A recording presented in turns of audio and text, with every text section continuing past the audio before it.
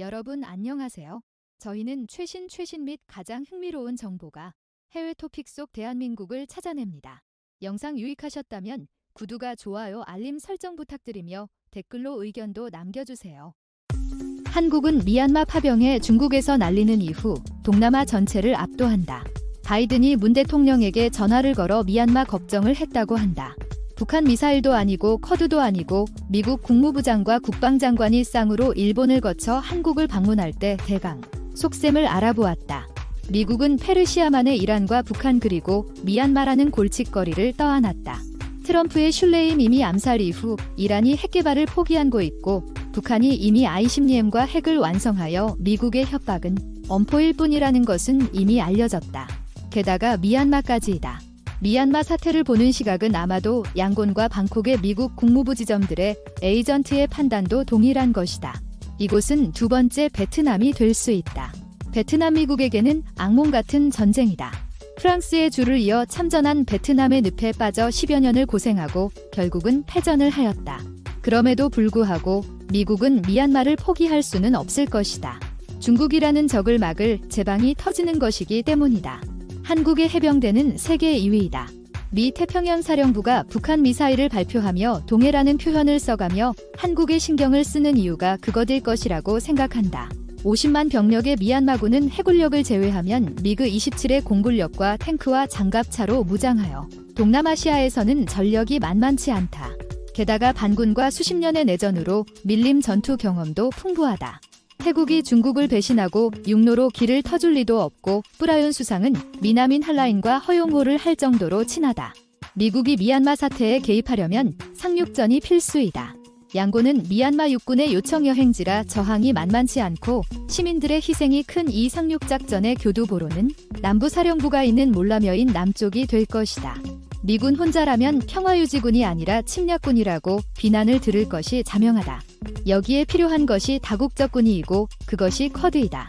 일본은 후방 지원을 맡고 인도군은 중부 호주군은 남부 평화유지를 담당하겠지만 상륙전을 통한 교두보는 미군이 담당해야 하고 양군 만달레이 네피도로 가는 동안 따마두아 전투는 필수이다. 미군을 도와줄 병력을 갖고 있는 국가가 해병대와 상륙함 상륙장갑차가 있는 한국이다. 게다가 한국군과 미국군의 매년 태국 남부 해안에서 실시되는 코브라 훈련으로 동남아의 만일의 사태에 손발을 맞춰주었다. 미국은 남북 경협을 선물로 미얀마 파병을 요청을 하였을 것이다. 미얀마 시민들의 한국 민주화 과정의 학습과 한류 등으로 이미지도 좋고 미얀마 임시정부가 공식적으로 파병을 요청하여 인권보호의 대의도 갖고 있다. 문제는 두 가지이다.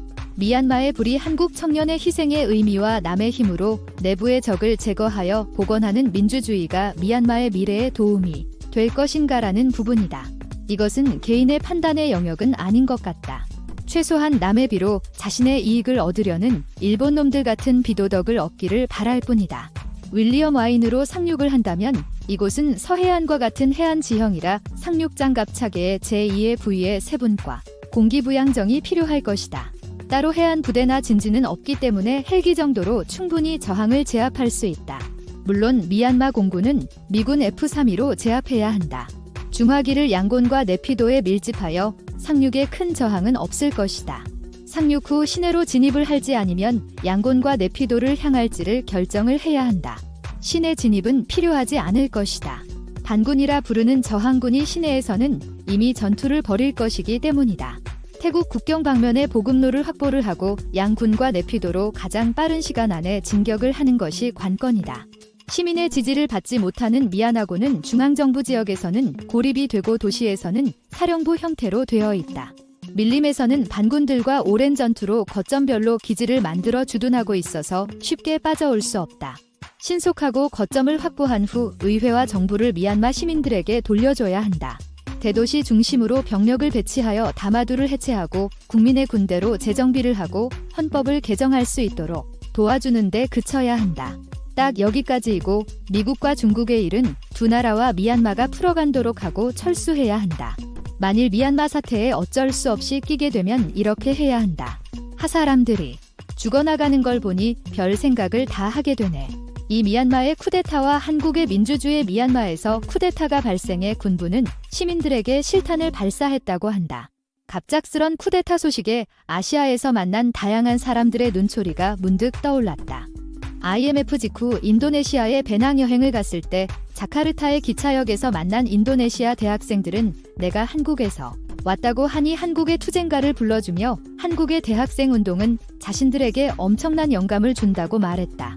운동권 학생이 아니었던 나는 그들의 이야기를 낯설게 그리고 부끄럽게 들었다. 중국 남경대에 학술 교류를 갔을 때 중국의 젊은 노동사회 학자들과 토론을 할 기회가 있었다. 그들은 매일 1인미연이란 영화를 보았고 큰 감동을 받았다고 말했다. 한참을 생각해보니 아름다운 청년 전태일 영화였다. 한 학자는 노동사회학 강의에서 변호인 영화 이 이야기를 하며 한국의 민주주의의 역량과 민중의 힘을 강조하고 부러워했다. 네팔의 현지 안내인 벅트람스이는 한국에서 이주 노동자로 생활하다가 이주 노동운동을 하게 되면서 한국의 민주주의와 시민운동을 배워간 분으로 한국어를 능숙히 구사한다. 네팔 귀국 이후 현지의 가장 열악한 노동자 히말라야의 셰르파들을 위해 노동운동을 시작하려고 한다고 했다. 그는 한국에서의 민주주의 학습 경험이 귀중한 경험이었다고 말했다. 한국은 아시아에서 손꼽히는 부유한 나라이자 민주주의의 선진국으로 선망의 대상이다. 단지 돈만 많은 것이 아니라 발전과 민주주의를 함께 이룬 경우이기 때문에 그렇다. 그리고 식민지의 핍박과 외세의 침입을 경험했던 많은 아시아인들은 한국에 대해 동질감을 느끼고 저만 서구의 선진국들과 달리 무언가 배울 수 있고 따라해볼 것이 있는 나라로 느낀다. 아시아인들은 단지 한국 기업 제품 혹은 한류의 소비자만이 아니라 한국의 민주주의를 배우고 열망하는 시민들이기도 하다. 광주 52.8 당시 미국의 침묵 미얀마에서 쿠데타 소식이 들려온 이후 각국과 UN 사회단체에서는 입장을 발표하고 있다. 유엔과 미국은 강력히 규탄하는 반응을 냈지만 중국은 미얀마의 조속한 안정을 기원한다고 발표했다. 양국의 반응에 황주호 18 당시 미국의 대응이 떠올랐다.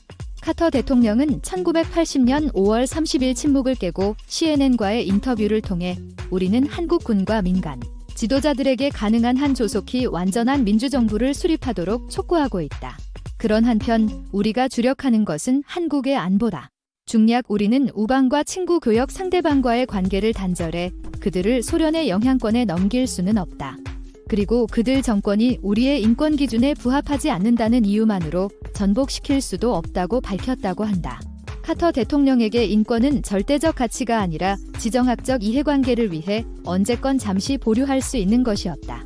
미얀마 군정을 피해 한국에 난민 신청을 하는 민주화 운동가들은 광주의 민주화 운동과 미얀마의 8,888민주 항쟁이 닮은 꼴이며 같은 경험을 한 나라로서 한국에 배울 바가 많다고 말했다. 또한 최근 한국은 미얀마의 문화 관련 OD에 의해 후발주자로 참여하고 있었다. 미얀마 신정부는 확대되는 중국의 영향력을 차단하고 새로운 지속 가능한 발전 모델을 수립하기 위해 한국과의 협력을 꾀했다. 영국 식민지를 오래 겪은 미얀마는 식민주의군 사독제를 이겨낸 한국식 독자적인 민주주의와 발전의 결합 모델에 대해 관심이 많다. 그런데 현재 미얀마인들의 민주주의에 대한 열망에 대해 우리 한국 시민사회와 정부는 무엇을 하고 있는가? 80년대 한국이 흘렸던 민주주의의 비를 지금 다시 흘리고 있는 아시아의 이웃들에게 우리는 어떻게 응답하고 있는가? 5월이 광주에서 미국이 그랬듯이 한국은 정치적 혹은 경제적 고려로 인권과 민주주의의 근본 가치에 잠깐 눈을 감고 있는 것은 아닌가? 한국 민주주의를 선망하고 하나의 가능한 모델로 여겨왔던 아시아의 이웃들이 우리의 침묵과 무관심 무지에 처절히 배신감과 좌절을 느끼지 않을까 두렵다. 참 중국은 미얀마 군부의 배후가 아니다이다. 이 글은 마음 싸움 이후의 마음 악마의 유혹 같은 폭파의 이름으로 1948년 이후 미얀마의 중국 정책에 대한 필자의 독후감이 담아온 국제관계로 미얀마 만달레이 대학에서 학사학위, 일본 고쿠사의 대학에서 석사학위, 공립대에서 박사학위를 받았다. 책이 나온 2011년엔 고쿠사의 대학에서 동남아시아 정치를 가르쳤다. 마음은 1950년대 이래 미얀마 정부들은 중국과의 관계가 반둥정신이 평화공존 5대 원칙을 증진하는 맥락하에 가장 잘 실현될 수 있다는 사실을 깨달았다고 주장한다. 반등정신이란 1955년 4월 인도네시아 반둥에서 열린 아시아 아프리카 회담에서 채택된 5대 원칙인 영토 보전과 주권 존중, 상호 불가침, 내정, 불간섭, 호혜, 평등, 평화 공존을 말한다. 책 제목에 나오는 북는 버마로 동포라는 뜻이다. 미얀마가 중국과의 관계를 설명할 때 쓰는 말이다. 중국어는 포팍토 파타반동 정신과 폭파 양국 관계를 이해하는 키,